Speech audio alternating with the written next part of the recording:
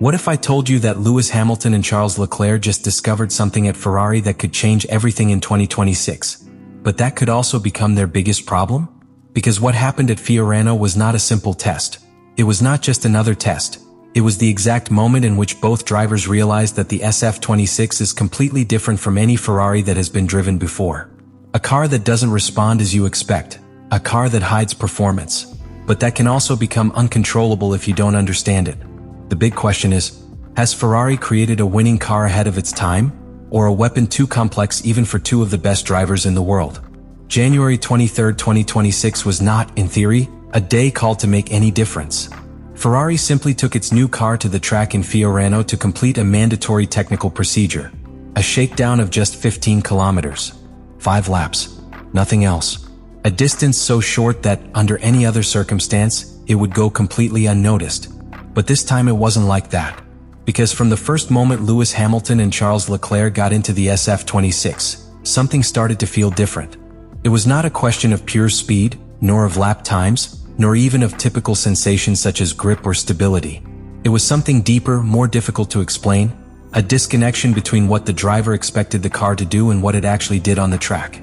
Ferrari had designed this car under a very clear premise: survive first, perform later.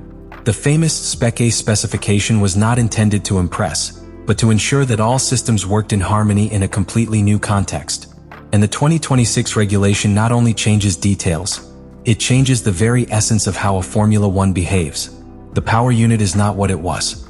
The elimination of the MGUH and the radical increase in the weight of the electrical component has transformed power delivery into something much more complex. Now, the car does not simply accelerate, it manages, decides, and redistributes energy in each phase of the circuit.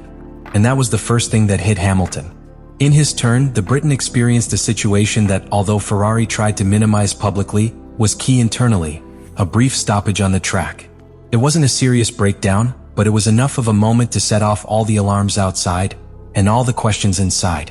Because that little episode made it clear that the car was in an extremely delicate phase of understanding, where each behavior had to be analyzed to the millimeter. Leclerc, upon taking over, confirmed the suspicions. The car was not predictable in the traditional sense. There were moments where it responded with surgical precision, and others where it seemed to require immediate adaptation from the pilot in order not to exceed the limit. It was as if the SF26 had two faces, one extremely efficient and the other dangerously demanding. And this is where the two begin to connect the pieces. The problem was not the car. The problem was understanding the car. Because the SF26 wasn't failing, it was operating under entirely new rules that not even its own pilots had yet mastered. Electric energy, now capable of recovering up to 8.5 mJ per revolution, introduced a variable that did not exist before at this level.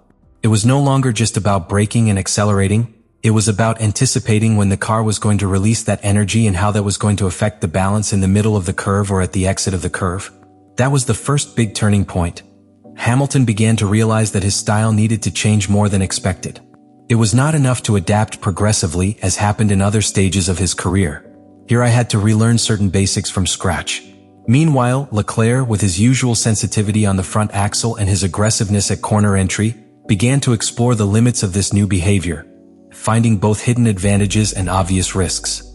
And in that contrast between both styles, Ferrari found something even more valuable than data. He found a sign. A sign that the SF26 had enormous potential, but locked into an extremely narrow operating range. A car that could be dominant if understood, but unpredictable if not. What seemed like a simple verification shoot became, without anyone expecting it, the first step of a much larger investigation. An investigation that seeks not only to improve the car, but to decipher it. And that's where Ferrari is right now. They are not just developing performance. They are trying to understand a machine that could be one step ahead, even of themselves.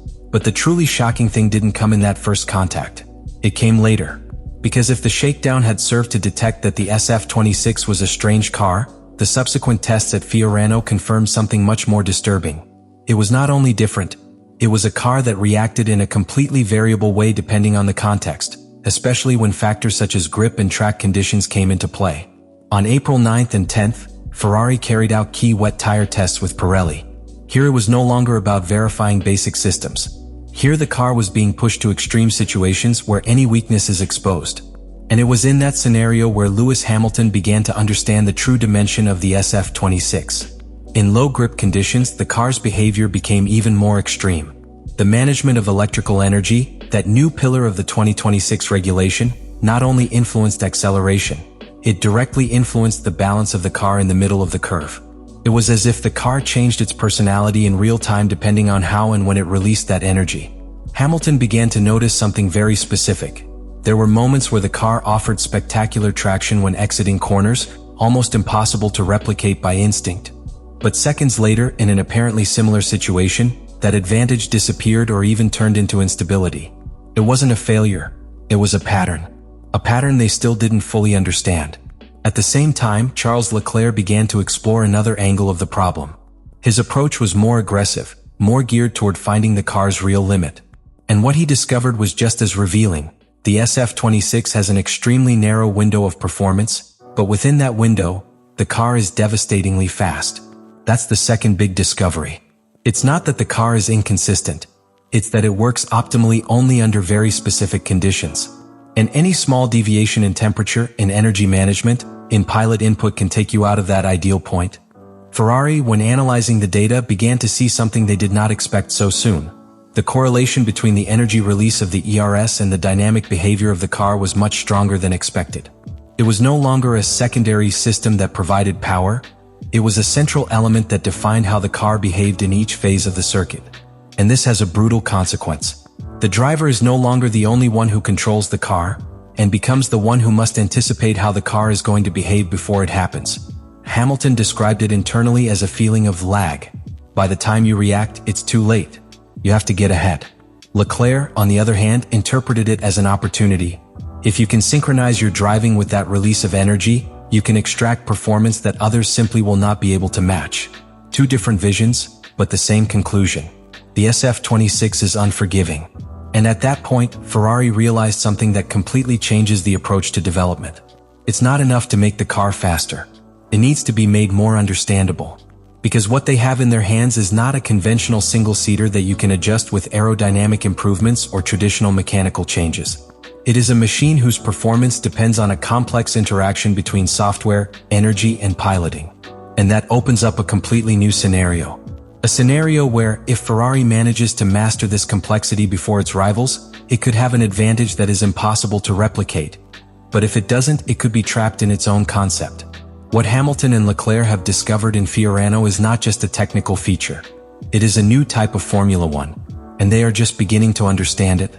And this is where everything stops being a simple testing phase, and begins to become a real threat for the entire grid.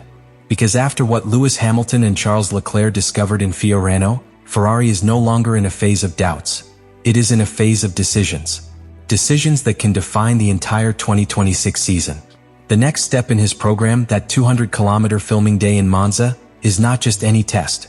It is the moment in which Ferrari is going to try something very specific. Unlock that hidden performance that both drivers have felt, but have not yet been able to control consistently. Because now the objective has completely changed. It's no longer about understanding if the car works. It's about deciding how far you're willing to take it. Ferrari has two very clear paths in front of it. The first is the conservative path. Soften the behavior of the SF26, make it more predictable, easier to drive, reduce such extreme dependence on energy management. In other words, sacrificing some of that brutal potential in exchange for consistency. The second is much riskier. Bet on what Hamilton and Leclerc have discovered. Bet on that difficult, demanding, almost indomitable car, but that within its perfect window may simply be unattainable. And this is where it all makes sense. Because if Ferrari manages to align three factors, software, power delivery, and driving style, the SF26 can become the first car of this new era that truly understands the 2026 regulation better than anyone else. A car that is not only fast, but rather play with rules that others have not yet mastered. Hamilton has already seen it. He knows that these types of cars are not mastered from instinct, but from absolute anticipation. He knows that if he can adapt before the rest, he can make a huge difference. But he also knows something more dangerous. If you don't succeed, this same car can leave you out of the fight. Leclerc, for his part, interprets it as a unique opportunity. These types of cars reward drivers who dare to go beyond the traditional limit. And if there is something that defines Leclerc, it is precisely that. And in that contrast lies the key to Ferrari's future. 2 elite pilots. The SF26 is not a single-seater that you can master with talent or experience alone. It is a machine that requires perfect synchronization between pilot and system, between instinct and calculation, between what you feel and what you cannot yet see. Hamilton understood it from the first moment. This car does not wait for you. Leclerc took it a step further. This car rewards those who get ahead. And Ferrari, in the middle of both, now faces the biggest challenge of all. It is not developing more. It is to understand better. Because if they can completely figure out how that power delivery works, how to keep the car within that perfect window, how to turn that complexity into consistency, then they won't be competing on equal terms. They will be playing another game. But if they fail to tame this technical beast that they themselves have created, then all that potential will turn into frustration, into mistakes, into lost opportunities. And for that, in such a tight Formula One, you pay dearly. So the next time you see Ferrari on the track, remember this. You're not just looking at a new car. You are watching an experiment in real time. A car that could dominate the new era, or collapse under its own complexity. The question is no longer whether Ferrari will be fast. The question is, will they be able to understand what they themselves have created before others? Because if the answer is yes, what started in Fiorano could end up in something much bigger. Let me know in the comments what you think about all this.